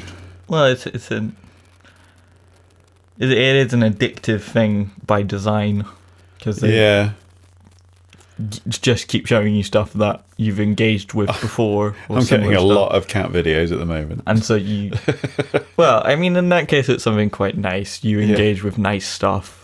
And they keep showing you nice stuff, but if you engage with something just because it like pisses you off, that's it.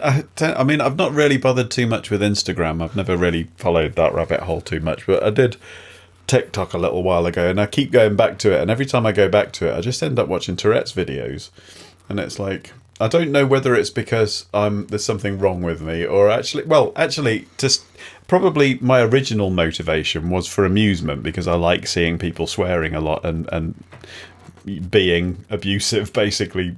But the more I saw, the more I realised actually it was quite educational, because these people that are suffering with Tourette's are actually going through a lot of difficult shit as a result of it. So even though my original motivation was maybe not noble, I mean, I think the idea of like posting things online is kind of like,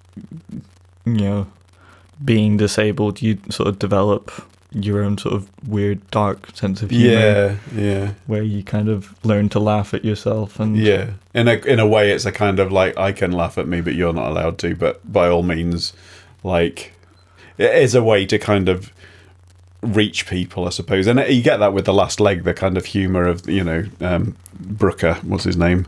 Alex Brooker. Yeah, Alex Brooker, and just takes the piss out of his own kind of conditions and stuff. Where are we going? What are we doing? I don't know. I mean, there's no designated time for this podcast. We can stop, or we can carry on for another hour. It's up to you. I feel like we could do with some silliness. Should we sing a song? You can if you want. I'm just trying to think of. Well, let's try and get some absence into this. How do you think? Oh, fucking hell! It always comes back to politics. And I was going to say, how do you think the European Union has coped with the absence of the United Kingdom? But it's like it's all fucking politics. I mean, I do actually find it quite interesting that, because it's not as hopeless as the UK's political situation. I mean, Scotland's got a bit more hopeful stuff, but it's still kind of anchored to the rest of the UK. But in terms of the EU, I mean, there's always annoying, dumb shit happening, but the sort of structure of it's changing for two reasons. One, Brexit, and two, Russia's invasion of Ukraine. Pardon me. Sorry, that was a bit of a YouTube moment. So traditionally, when the UK was part of the EU, there were like three main powers, which were the biggest three countries: Germany, France, and the UK. Yeah. Now, what's left, you sort of have... I'm not sure if Spain or Italy is bigger, and I'm not sure... The Spain, Italy, and Poland are sort of the next three that are quite big. Yeah. But Italy and Poland have big Eurosceptic movements. Yeah. The PiS party in Poland, PIS. Oh, okay. Thought we took in water sports, but I think it's like Law and Justice or something like that. Which are the ones doing the sort of democratic backsliding and shit like that in Poland. Yeah. And in Italy, you have almost openly fascist prime minister now, who has like very literally praised Mussolini before. Yeah. And her party was founded by someone, I think, from Mussolini's party. Spain, though, doesn't... Even, like, the right-wing parties aren't that Eurosceptic. I mean, like, softly, perhaps, but... And they're not as popular. So they've sort of emerged, at least prior to the invasion of Ukraine, as the third big power. But with the invasion of Ukraine, Poland's become more important. And Germany's also become less important, even as the biggest thing, because of its sort of reluctance to send as much in the way of weapons and a lot of its dependence on Russian oil and gas, at least prior to the invasion. I would imagine they're probably quite cautious when it comes to potential war situations. Well, yeah.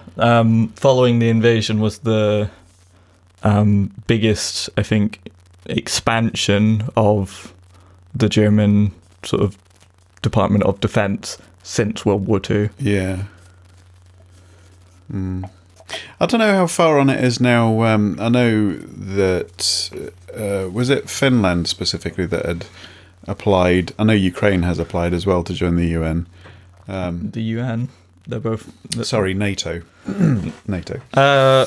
Finland and Sweden are in the process of applying to NATO and will probably join, but Turkey's kind of obstructing them to try and get as much out of them as possible, including transferring political dissidents, Kurdish people to It's just a Turkey. fucking nightmare, isn't it, though? Because it's like people just, or countries, politicians, anyone, seeks to exploit every situation to the best of their own advantage. It's like, can we not, like, make mutually beneficial? It's kind of international politics. I mean, it's a point that... There's this assumption that it's an either-or situation and not something where everyone can benefit. There's a point that a lot of people make around sort of American involvement in the war in Ukraine, and that I would at least partially agree that they do have ulterior motives to helping Ukraine beyond they actually care for the people of Ukraine, but they more care for Ukraine as a strategic asset. But at the same time, that does have at least somewhat of a positive effect in that Ukraine can defend itself and maintain its sovereignty. Wonder how far it's going to go with this insistence of... I mean, they've got a lot more territory to try and take back first, but Zelensky's insistence that he's not gonna stop until they've got back all that's been taken since 2014, including Crimea. I mean, I think things have sort of changed in terms of Ukraine's outlook, where they were, at least at the start of the war, in a much worse shape, and so a lot more willing to negotiate on unfavourable terms. But now they're making a counter-offensive and making a lot of progress, despite being up against the second biggest. But there must have been a massive world, exodus of civilians from Ukraine. Oh yeah, over 1 million people. And what's going to happen if and when? I mean, it could go on for gets resolved, decades, like Afghanistan. Are you then going to have people going back? I suppose you'll have some that will, but some will have settled. I mean, it's like, I know it's a different situation, but I've been in Scotland now for 20 years. Even after 10 years, even after 5 years, I wouldn't have really been that bothered about going back to, because once you set down roots in a new place, there's less and less incentive to go back, I suppose, unless you've actually got family there that you've been forced to leave behind. And I suppose there'll be a lot of situations like that, but I mean, you do have family in England. I do, yeah. There's not that much of a barrier to, No. at least right now, No. travelling, even if it is a little bit out of the way. But, I'm going to need a piss quite soon, so what do you reckon to gradually drawing to a close? Yeah, I think we're running out of steam here.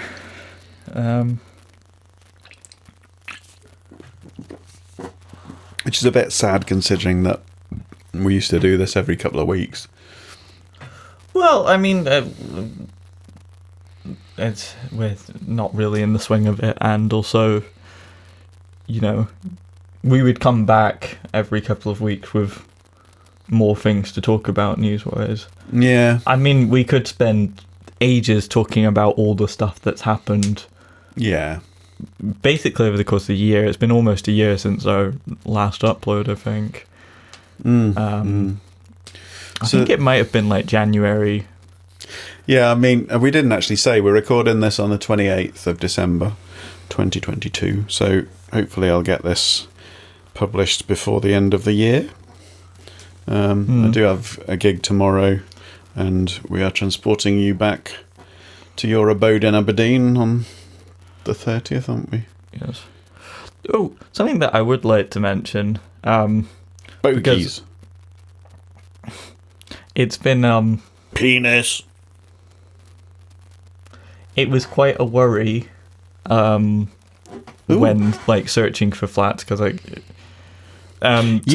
last year I was in sort of private student accommodation where bills were included, and so now bills aren't included in the rent of my current flat, which means it's kind of unpredictable how much we're going to be paying a month in terms of utilities. But I'd kind of earmarked, based on estimates, about 100 a month combined for a 2-person flat, and I think it was £20 for what? for a month Of heating and electricity. And you were expecting it to be what? 100. Okay. Oh, it might have been 40, but I think I paid 20. Yeah. Oh, there is the thing at the moment, though. I think that I can't remember how much it is, but it's about 35 quid a month that's being paid for by the government at the moment. Energy crisis discount, something or other. So I don't know if you've still it's looked less at your bill. than I Yeah, expected. yeah. Which is a nice surprise. There are some things that are not as bad as they could be. I mean, I did see it was really bad out here in Aberdeenshire, particularly. It's a lot better in the city, I think. What do you mean, weather-wise? No. In terms of bills-wise for energy, or at least especially when things kind of started with the cost of living crisis. Although, to be honest, the cost of living crisis is not just like, oh, COVID happened and the war in Ukraine happened and Brexit happened.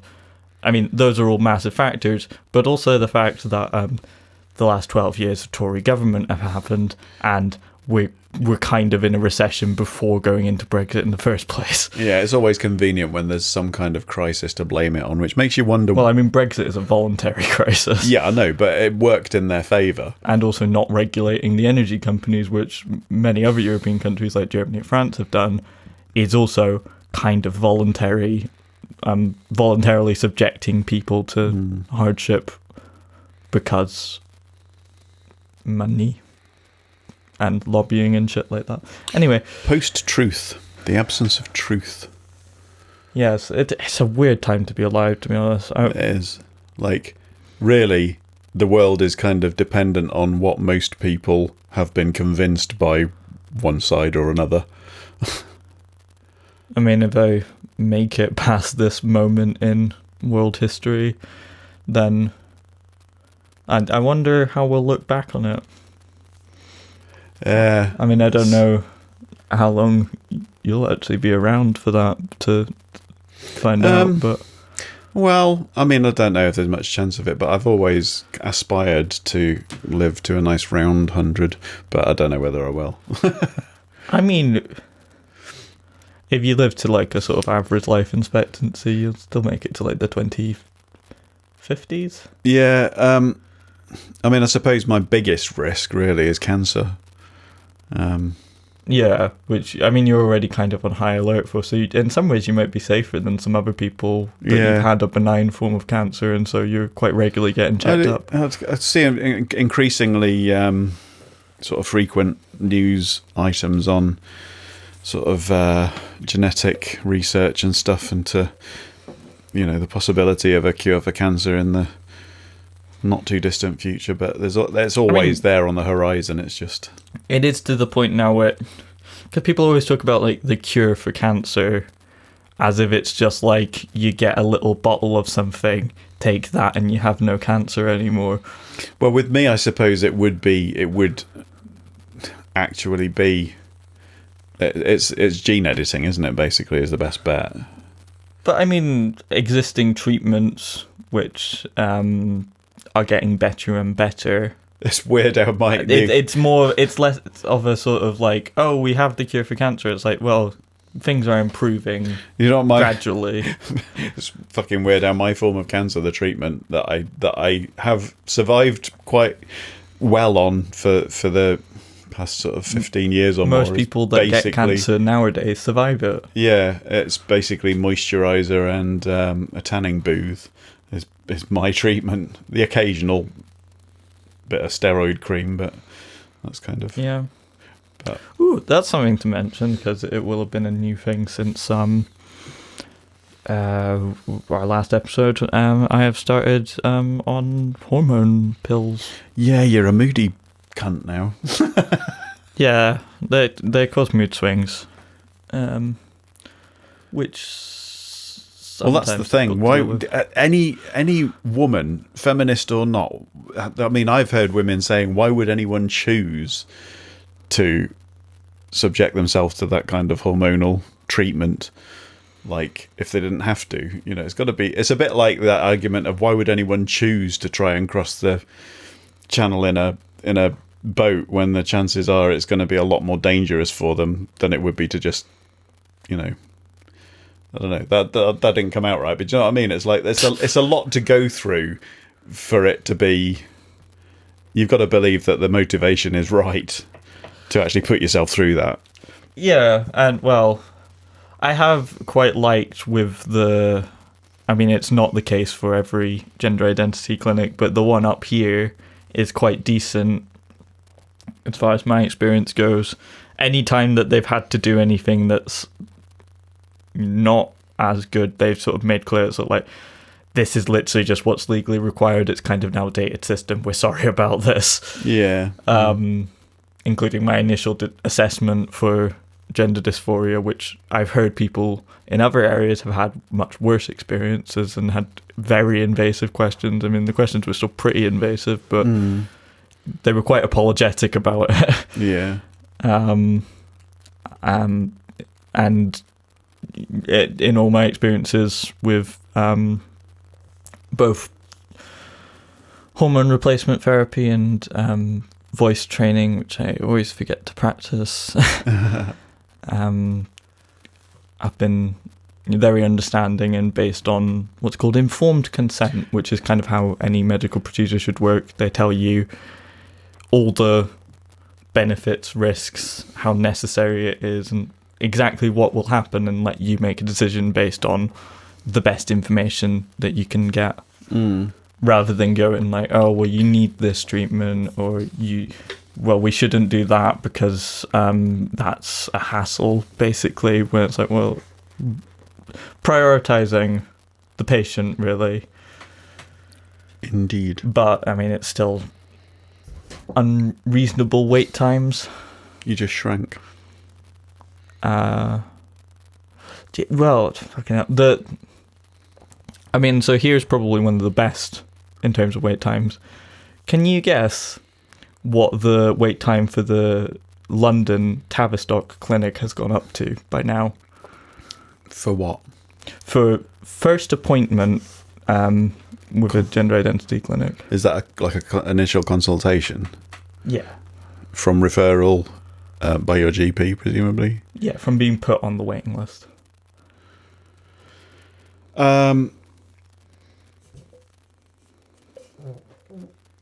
Pardon me. I'm going to say between 18 months and 2 years. 26 years. What the fuck? Sorry, I was thinking, am I going to have overdone this?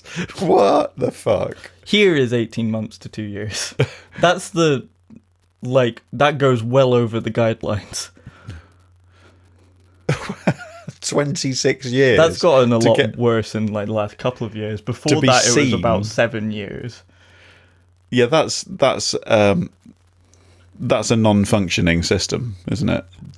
Yep. That's a system that has completely broken down. Yep. Nice one, Tories. And with that, the absence of any responsible government. Well, I'm sorry to continue my point here, but so you, as a presumably cis man, can get the same medication for things like baldness, or I think it's sometimes used for treating prostate cancer, or reducing the risk of prostate cancer. You can still get those hormones from your GP with very little wait. Right. The same things, because it's a segregated health system. Anyway, you've got to approach them and lie to them to get them if you're getting them for. In other words, it depends on why you're asking for them. Pretty much. Well, but if you're wanting surgery or anything, you kind of need to pursue it on the basis of, I'm doing this to transition. Yeah. Anyway, yeah, sorry. I just thought I'd share that piece of information. Sharing is caring. The Glasgow clinic, which is Sanderson, is it? Sandyford, where the I think under 18s or under 17s clinic is located. The waiting list that I was on when I first applied, and then they transferred that to the Aberdeen one, I think is about 6 or 7 years by now. Right, yeah. When I last looked, they were dealing with appointments from 2018. But that's only increased the wait time. They're probably dealing with perhaps appointments by the beginning of 2019 now, or they might still be dealing with 2018 applications. I don't know. Anyway, yeah, sorry. Yes. Right. So, in the absence of any it's been a bit of a good depressing leadership. one. I know. I just wanted to have a laugh. Well, yeah. We're back. well, for this episode, don't know where the next one will be, but the thing that gives me some sort of semblance of hope two things that give me some sort of semblance of hope are the potential for Scotland getting out of it and doing something better with itself, because I don't think it's the wish of Scotland to go along with this shit. What do you think would happen with our sort of local family? Do you think they would stay in Scotland? All of them? Most of them. I can imagine 2 of them potentially considering leaving. Do you think they would? I mean, getting on a bit now, aren't they? I mean, I think they own their house, so it would be a bit weird to just pack up and move. Yeah. But they would grumble about it. Well, yeah. Well, bit of a taste of their own medicine, really. Well, yeah. And we'll leave it at that with that and go to that. Yep. But also, I don't think most people in the UK as a whole are happy right now. Now, it seems a bit odd to say that gives me hope, but it gives me hope because... with the situation. Yeah, I was going to say, I mean, like, in terms of overall happiness, I would say I'm probably happier than I've been for a lot of my life. But in terms of, do you mean happy with the way things are being run? Yeah. Happy with the system. And I think... Yeah, I see where I am now as me having got to that point despite the system rather than as a result of it.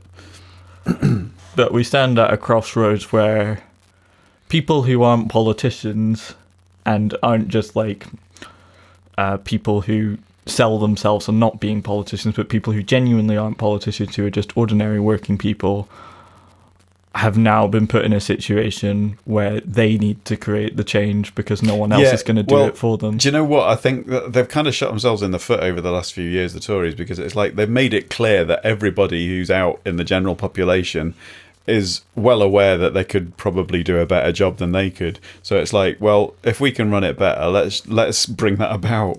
Like, just give the power to the people. But it's also a time of great worry, especially when, you know, as both a trans and disabled person, it's my rights on the line when it comes to... I mean, that's a big part of why I support Scottish independence. It's the human rights issues. The other thing as well is that I think social media is misleading because it gives a public voice to some very toxic stuff that people would, under any other circumstance, either keep to themselves, quite rightly, or just not have a forum in which to express those opinions safely. Yeah. So it's easy when you look at... I mean, I despair when I see some of the bullshit that comes out in some of the threads that I see on Facebook, and you just think, you know, you're either an absolute cunt, or you're a troll, or you just have no... People get tricked into all sorts of types of thinking because they've been sold some idea that is based on some sort of fear that they might have, but it's always misdirected and based on half-truths or just complete lies. If you try to visualize the kind of conversations that go on in these threads online on social media, if you try to visualize that conversation, that exact conversation happening face to face in a pub, nobody would get that far because somebody would say, look, I'm sorry, but that's not okay to say that. Well, you say that, but I've been in situations where, you know, no one has, and I've had to be the one to go, can you shut the fuck up, or I'm just leaving at this point. Or to the point where it's just like, okay, sort of the thing wraps up and no one really likes that person. Yeah. But I mean, that has consequences in that they may choose not to be around that person in the future. Hopefully. So that person becomes more and more isolated. Whereas in social media, it's like you've got the whole world at your keyboard. It's kind of a vicious cycle. Well, obviously no one should be forced to be around someone that's going to be a prick to them or say stupid shit. But at the same time, when people get isolated and cut off from socializing with normal people, so to speak. I feel like we're going to start up again, because this is going to bring up something that is relevant to absence, and it's something that is quite interesting from the point of view of a teacher, where I have some classes that are amazing, but there's one or two that can be an absolute nightmare. And it was really interesting experiencing those classes with just one or two individuals absent, were a completely different ballgame, like a really nice environment. So one or two people can ruin a whole environment for everybody. Yeah, well, I mean, in that case, I mean, it's more difficult because those are children, not adults who should really know better, but don't. Often don't know as well as kids, to be honest. Yeah. In which case, they're still figuring themselves out, and if they're being disruptive, it's potentially because of it. All behaviour is a communication. Yeah, but I mean, it might have been that it's a much nicer atmosphere because some of those people might bully some of the other people. And the other thing I suppose to remember is that I suppose that is a little bit of a kind of an evener, in that, I while temporarily I might be relieved if a certain person or persons are absent from a class, because it makes that particular lesson easier for me and for everybody else. At the same time, their behaviour is probably a sign of their own situation. A lot of it will be caused by home life or issues that they've got from the past. And why should the rest of the class who've had a relatively easy time of it not have to deal with the consequences of that suffering just because it didn't happen to them directly? It's like society as a whole has to bear the brunt of the worst of us, I suppose, if you think of it in terms of best and worst, but those of us that have suffered the most. I mean, that's kind of I think a big sort of debate among educational circles is the sort of issue of excluding people for the benefit of others. It's That's sort of the punitive model, isn't it? Yeah. It's like what prison is based on. I mean, the school system is, at least in the traditional sense, kind of very similar to the prison system. Do you know the number of times, and it's weird because I can see practical necessities for certain aspects of the way things happen in a school, but at the same time, staffing situations like a Christmas party where whole year groups might be present, or an assembly where large crowds of kids might be present, and having us as teachers stood around the edge of the hall, you do feel a bit like a prison guard. You are watching everyone to kind of nip certain behaviours in the bud at particular times, and it is interesting to kind of not necessarily agree with it, but it's almost like you are trying to prepare people for the world that they're going to be entering, even though you don't agree with a large aspect of that world's rules and systems. It's kind of, it is a strange situation to be in, to be on that side of it. That I'm not an authoritarian teacher. All the kids apparently really like me, and that does bring its own problems because they'll feel more comfortable to mess about, and to a certain extent I'll let them, but they know that if I have to raise my voice and crack down, it's kind of because they're disrupting the education potential of those around them, really. I think a lot of people struggle adjusting to, if they've gone like straight from secondary school to university. I mean, the lack of structure as much, you just left to your own devices a lot more than you are, because you don't have entire days that are timetabled. You have, okay, you should show up for these classes, but also like there's some classes that are sort of like, okay, well, you cannot even show up for these classes, but as long as you figure out some other way of making sure that you're getting everything done, then that's fine with them usually. Well, I had one, and also kid, everyone actually, wants to be there. That absence of structure doesn't work for everyone, does it?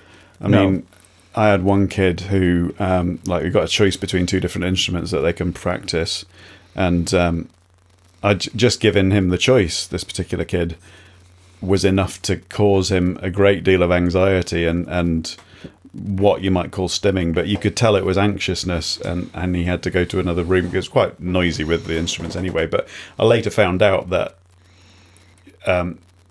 he is autistic and he can't deal with choices. You don't give him a choice. You basically say, this is what you do in this lesson, get on with it, because he can't cope with having to decide for himself. You know, it's really weird. But that is the essence of just kind of tailoring everything to the individual rather than making blanket rules for everyone. It's equity versus equality, isn't it? It's like...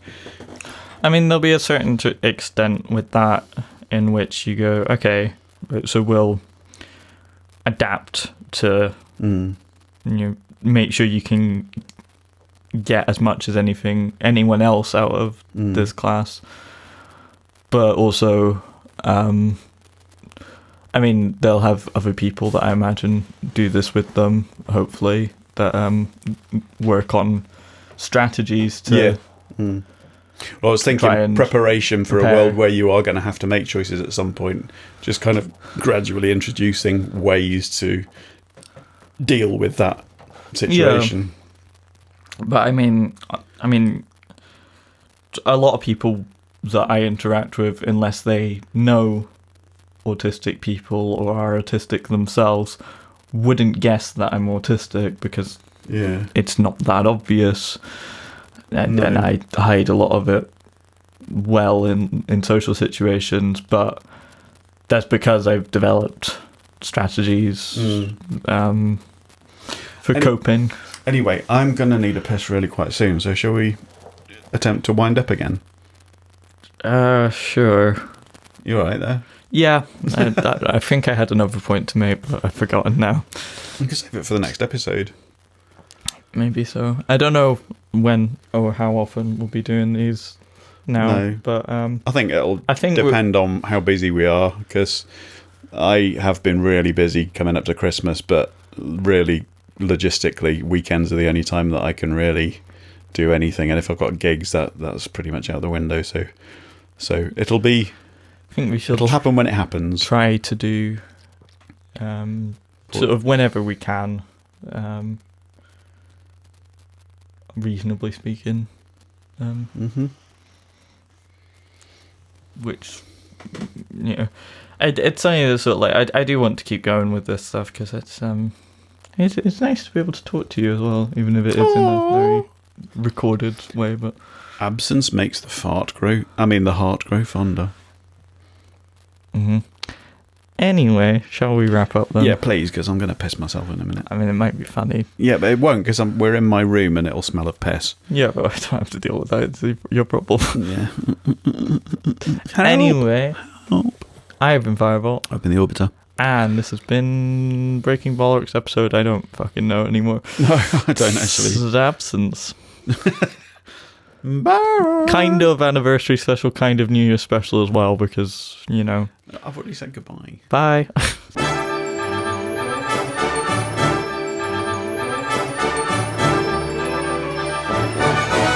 Now we do the afterbirth. I mean, I need a shit as well, I think. Yeah, I don't think me pissing and you shitting is appropriate afterbirth, do you?